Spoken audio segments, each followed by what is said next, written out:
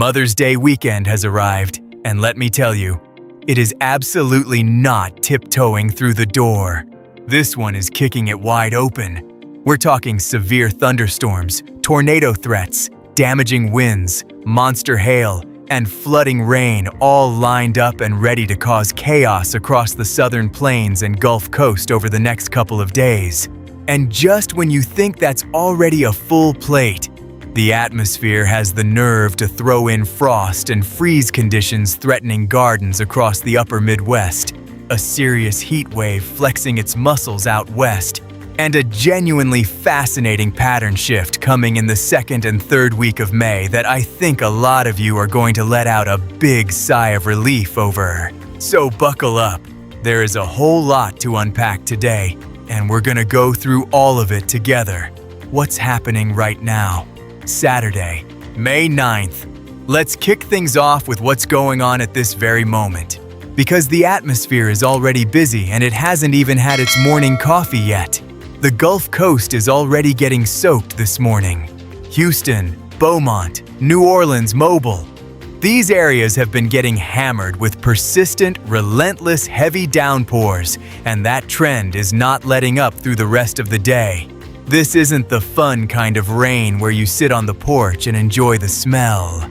This is the cancel the barbecue and check the gutters kind of rain. Meanwhile, up across the northern part of the country, stretching from Montana through the Dakotas, the Twin Cities, and into western Wisconsin, there are some lighter, more annoying showers drifting through this morning. Nothing severe up that way, but enough to put a damper on any outdoor plans you might have had. We've all been there. You wake up, you've got big plans, and the sky just has other ideas. The breeziest spots today are across the Rockies and upper Midwest, where northwest winds are still funneling in that cool Canadian air. And yes, it feels about as refreshing as opening a freezer door in a t-shirt. Saturday's big question: will severe weather break out? Here's the question everyone is asking about Saturday, and the honest answer is possibly. But it depends on one key thing. There's what meteorologists call a cap sitting over portions of the southern plains today. Think of it like a lid on a pot of boiling water. There's a layer of warm air up in the atmosphere that's suppressing storm development and keeping everything bottled up. If that cap holds through the day, we're mostly looking at low clouds, maybe a stray shower or two, and nothing too wild. A bit gray and moody, kind of like the weather equivalent of a Monday morning. But, and this is a big but, if that cap breaks, especially with afternoon heating cranking up across Oklahoma and North Texas, severe thunderstorms can fire up fast. And I mean fast. Like, you went inside to get a glass of lemonade and came back to a tornado warning kind of fast. The highlighted risk zone today stretches from southwest Oklahoma into far north Texas, with isolated severe storm chances spreading along the Gulf Coast, up toward Kansas, and down toward the Dallas-Fort Worth area. Damaging winds and large hail are the main concerns if storms get going, and an isolated tornado is not completely off the table either. So if you're in any of those areas today, keep a radar app within arm's reach. That little app on your phone might just be the most important thing you check today. Also, quick note, if you want a specific weather forecast for your town or city, drop it in the comments. I'll get through as many as I can. And if this kind of coverage is helpful to you, please give the video a like and hit that subscribe button. It truly means a lot and helps me keep bringing you these detailed breakdowns every time a big storm rolls in. Sunday, Mother's Day, the day to take seriously. All right, now let's talk about Sunday, because this is the day I really need you to pay attention to. Mother's Day itself is shaping up to be a genuinely dangerous, severe weather day across portions of the southern plains. And if you've got outdoor plans, brunch in the garden, a backyard cookout, a family gathering under the open sky, anywhere from North Texas through Oklahoma, southwestern Arkansas, or the Dallas-Fort Worth metro area, you need to be weather aware going into the afternoon hours. Here's what has meteorologists paying close attention to this setup. The storm energy, what we call atmospheric instability, that's building across the southern plains Sunday afternoon is, in a word, explosive. We're talking 3,000 to 4,000 joules per kilogram in some locations. Now, if that number means nothing to you, here's the simplest way to put it. That is an enormous amount of fuel just waiting for a spark. When thunderstorms tap into an environment loaded up like that, they don't slowly build and gradually get stronger. They go severe almost immediately, like someone flipped a switch. What we're potentially looking at is supercell thunderstorms developing across Oklahoma and North Texas during the afternoon hours. Supercells are the most powerful, most organized type of thunderstorm that exists. They're capable of producing the full package: large and very large hail, destructive wind gusts, and tornadoes.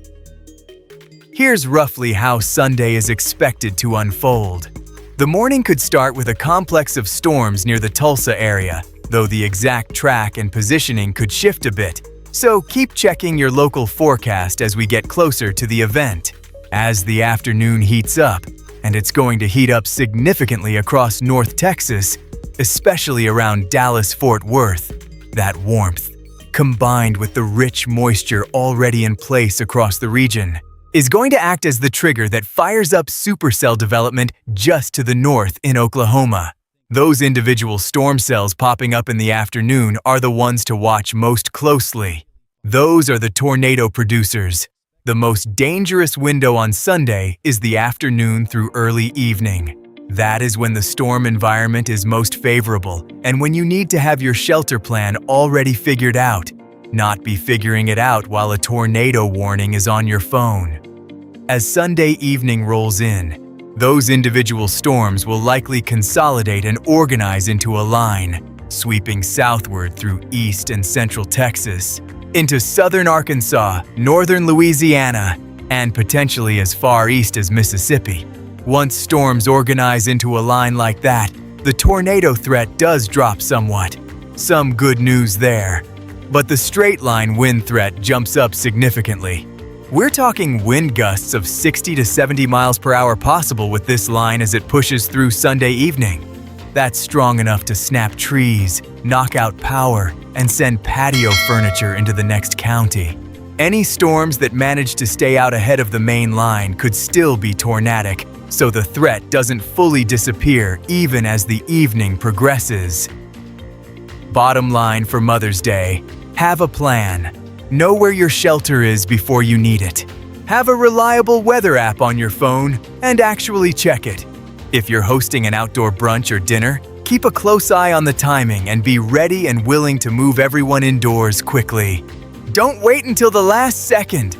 The afternoon is the most dangerous window, but the threat hangs around well into the evening.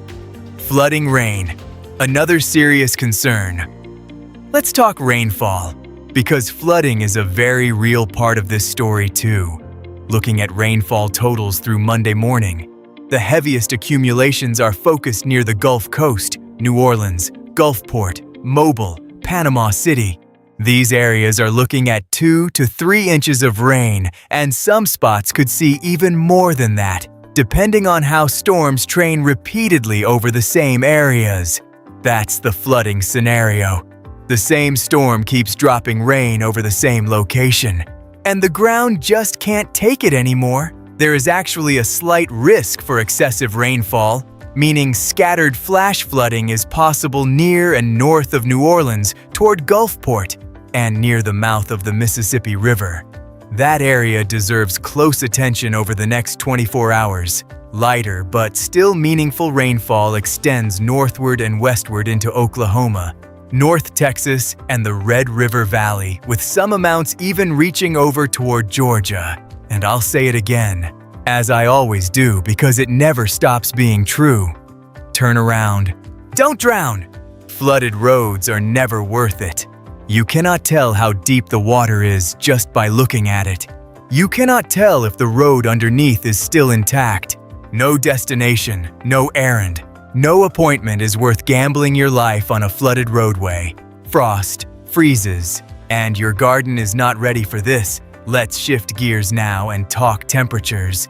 Because there is a frost and freeze story developing across the upper Midwest that gardeners especially need to hear. And hear loudly. This morning is already chilly across the northern states, and it's going to stay that way through the weekend. Saturday afternoon brings temperatures in the 50s and 60s across the northern tier, refreshing on a nice autumn day. But for early May, it's just flat-out cold. Meanwhile, down in Florida, Texas, and the desert Southwest, it's a completely different world, with 90s and triple digits across the desert. Two different planets sharing the same country. Sunday, Mother's Day itself, actually looks pretty decent temperature-wise for a good chunk of the country.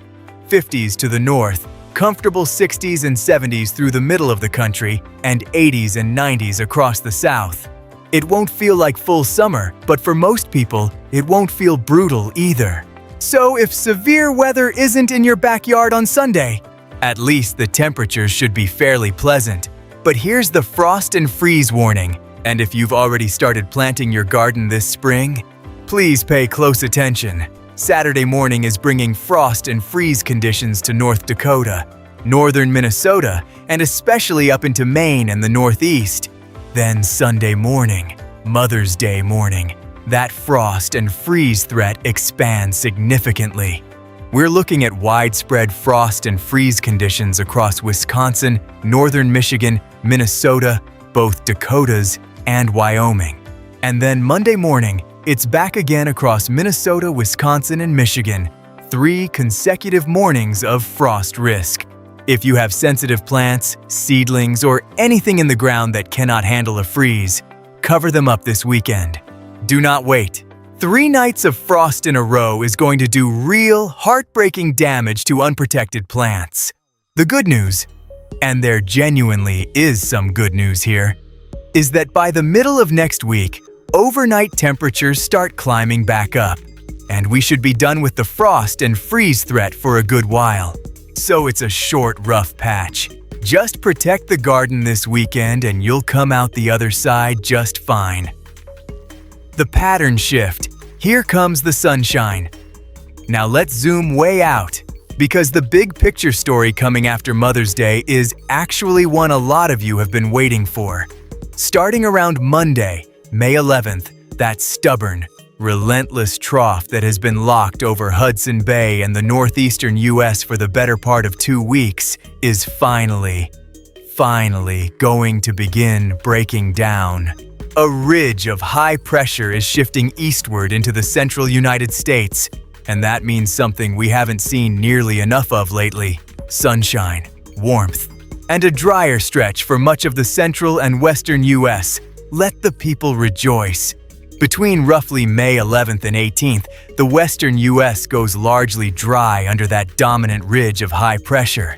Think of that ridge like a big sunny force field keeping the storm systems at bay.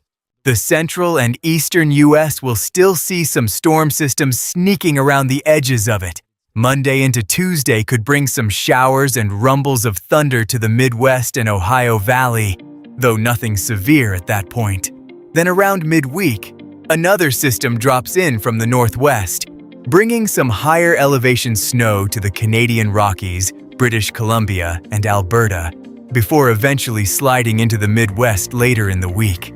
This system has a bit more severe weather potential attached to it, particularly across portions of Oklahoma and Missouri as instability starts to build ahead of it. And then, next weekend, May 16th and 17th, there's another strong storm system sliding through southern Canada with a cold front extending into the southern plains. That setup has the potential for stronger storms across the Central Plains, the Missouri Valley, and the Southern Plains. We'll be tracking that one closely as we get there, but the bigger headline in the back half of May is the heat. That ridge continuing to push eastward means that by the middle and end of next week, temperatures across Texas, Oklahoma, and the West are going to surge dramatically. Record highs are possible in some areas. The heat wave that's been building in the desert Southwest over the last week isn't going anywhere. In fact, it's going to intensify as the ridge deepens. Triple digits, and potentially record-setting temperatures are on the table across the southwest and into the southern plains by around May 13th through 15th. Then, looking further out, from roughly May 18th through the 25th, that ridge keeps trekking eastward into the eastern U.S., spreading warmer temperatures into the central and eastern parts of the country. There's also a potential cutoff low developing off the California coast that could eventually transform into a trough, pivoting into the southwest, which would push the ridge further east and actually open up some moisture for Southern California, Arizona, and New Mexico. Interesting stuff if that plays out. The Pacific Northwest, however, looks to stay on the dry side through late May, which remains a concern for drought conditions out there. And looking all the way out into early June, the Midwest is staring down a persistently wet pattern. Rain chances stacking up through that first week of June and potentially even into mid-June. Wisconsin, Iowa, Illinois, Missouri. Your lawns are going to be growing like absolute mad. The mowing season is going to be absolutely relentless this year. You have officially been warned. Get your mower serviced now. Big picture summary. Here's your quick reference rundown heading into Mother's Day weekend and beyond. Saturday has conditional severe weather potential across Oklahoma and North Texas. Watch that atmospheric cap closely. Sunday is the most dangerous day of the weekend, with supercell thunderstorms and tornado potential across Oklahoma and North Texas in the afternoon, transitioning to a damaging wind threat Sunday evening as storms organize into a line. The Gulf Coast is dealing with heavy rainfall and a real flooding risk through the weekend.